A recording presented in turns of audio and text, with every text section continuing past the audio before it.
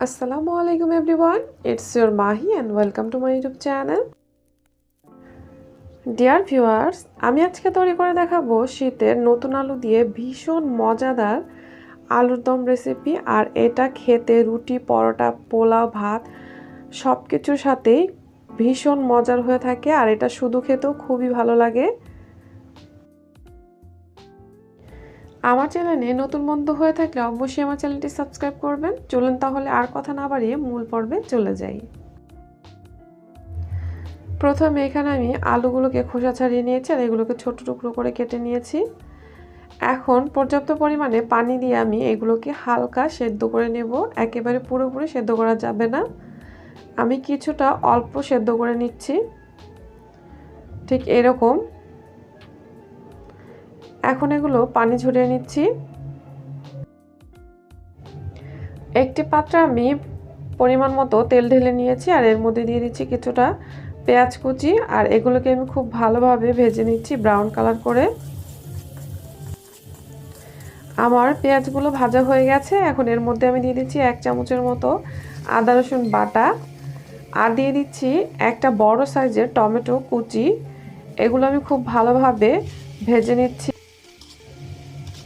টমেটোগুলো খুব ভালোভাবে গলে সেদ্ধ হয়ে গেছে। এখন এর মধ্যে আমি দিয়ে দিচ্ছি মশলাগুলো। এখানে 1 চামচ লাল মরিচ গুঁড়ো, 1 চামচ চাট মশলা, 1 চামচ ভাজা জিরে গুঁড়ো, 1 চামচ ধনিয়া গুঁড়ো আর 1 চামচ গরম মশলা গুঁড়ো আর 1 চামচ হলুদ গুঁড়ো আর স্বাদমতো লবণ দিয়ে আমি খুব ভালোভাবে কষিয়ে নিচ্ছি।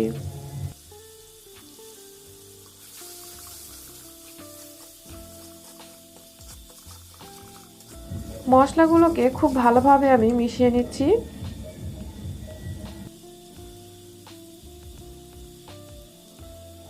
এখন এর মধ্যে দিয়ে দিচ্ছি কিছুটা পানি আর এগুলো আমি খুব ভালোভাবে পানির সাথে মিশিয়ে কষিয়ে নিচ্ছি।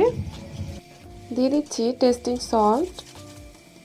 আমার মশলাটা খুব ভালোভাবে কষানো হয়ে গেছে। এখন এর মধ্যে দিয়ে দিচ্ছি আগে থেকে সেদ্ধ করা সেই আলুগুলো।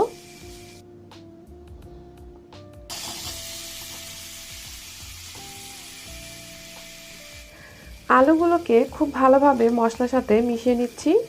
আর এই কাজটা খুব ভালোভাবে করতে হবে, না হয় আলুগুলো খেতে ভালো লাগবে না। আমি আলুগুলোকে খুব ভালোভাবে মশলার সাথে মিশিয়ে নিয়েছি। এখন এর মধ্যে দিয়ে দিচ্ছি সামান্য পরিমাণে পানি। যেহেতু আলু আমি সম্পূর্ণটা সেদ্ধ করিনি, তাই অল্প পরিমাণে পানি দিয়ে খুব ভালোভাবে আবার সেদ্ধ করে নিচ্ছি।